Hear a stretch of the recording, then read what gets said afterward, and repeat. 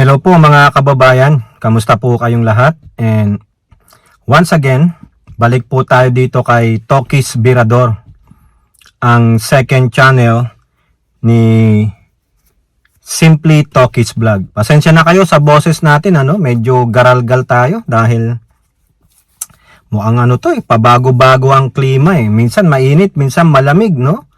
So hopefully hindi tayo magkasakit. So, ano po ang pag-uusapan natin saglit, mga kababayan, no? Ito pong mga kandidato, no?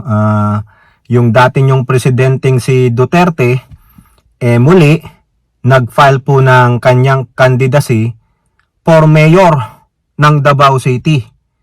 At ang vice mayor niya ay yung kanyang bunsong anak na si Baste Duterte. Tapos mga kababayan, yung kanyang unang anak na si Polong ay nag-file ng re-election for 1st District ng Davao City Congressman. So yung anak niyang babae na Vice Presidente yung pusit ay sumablay. Sinungaling. O bakit natin nasabing sinungaling? Kasi po mga kababayan, sabi niya noong July, dahil siguro sa sobrang banas niya, yung meron siyang gurgur dito, remember that? Ha?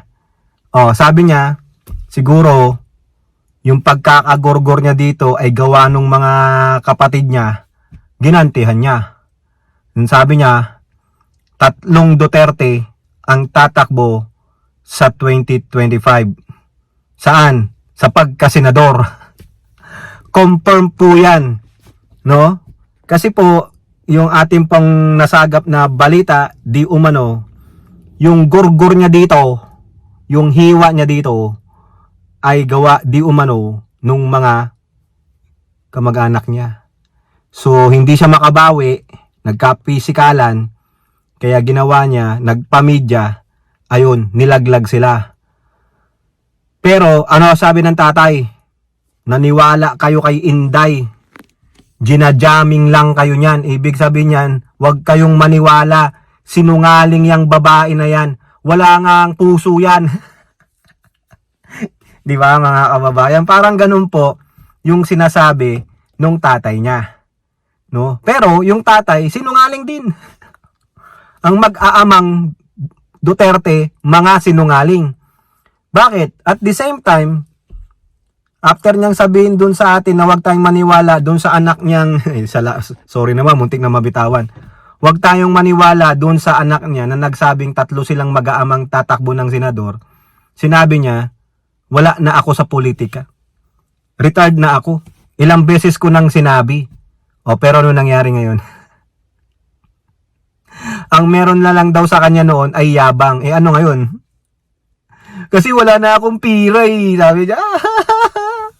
Wala na daw siyang pera mga kababayan. Kaya ang gagawin niya, magtakbo na lang siyang mayor. Ang tanong, bakit mayor? Bakit ikaw ang tatakbong mayor, hindi yung pangalawa mong anak? Ano ba? Tapos na ba siyang mag 3rd term? Di ba hanggang 3 terms ang mayor? 3 years, 3 years, 3 years? Alam ko nakakadalawang term pa lang yung bunsong anak niyang Duterte.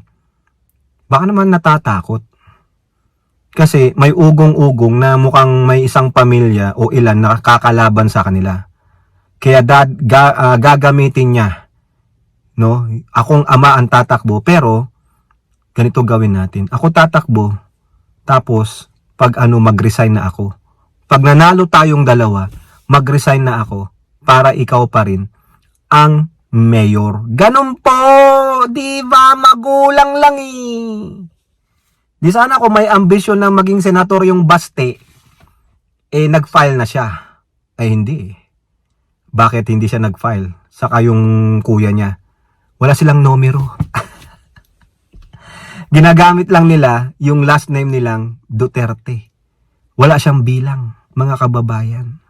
Ano na? Di ba? Kaya yung tatay, strategy. Ako na lang. Tapos, sabihin ko, hindi ko na kaya, matanda na ako, ikaw na. Ganon, mga kababayan. Strategy para at least hawak pa rin natin ang Davao habang pinapaganda mo ang portfolio mo.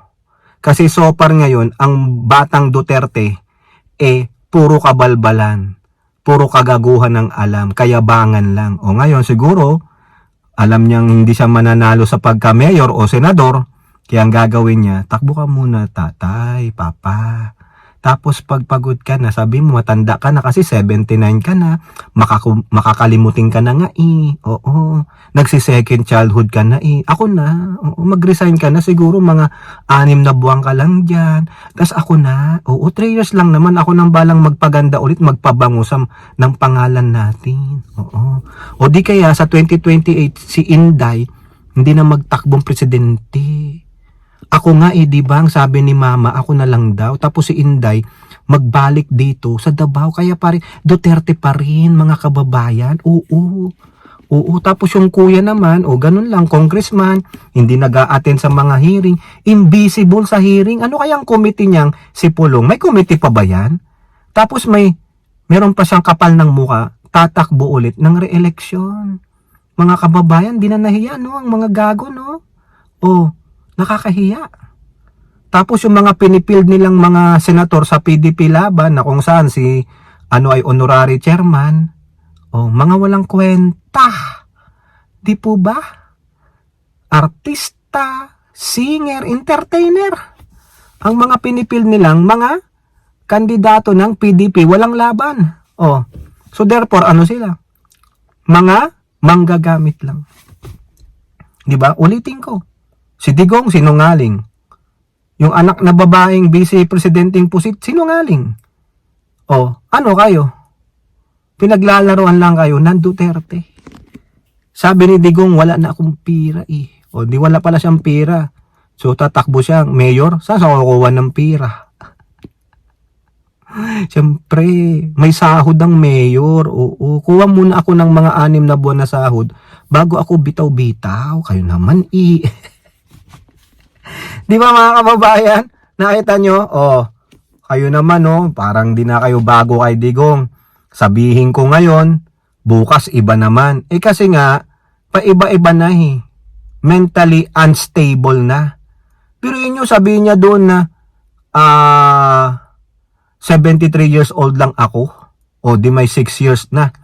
3 years na mayor pwede na 76. Di niya alam 79 na siya.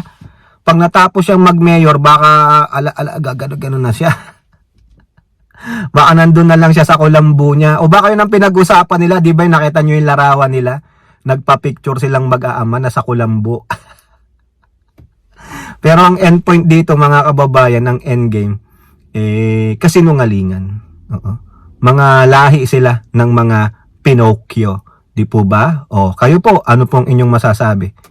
Comment down below and don't forget to like and share. Hope to see you in the next videos. Bye-bye. God bless.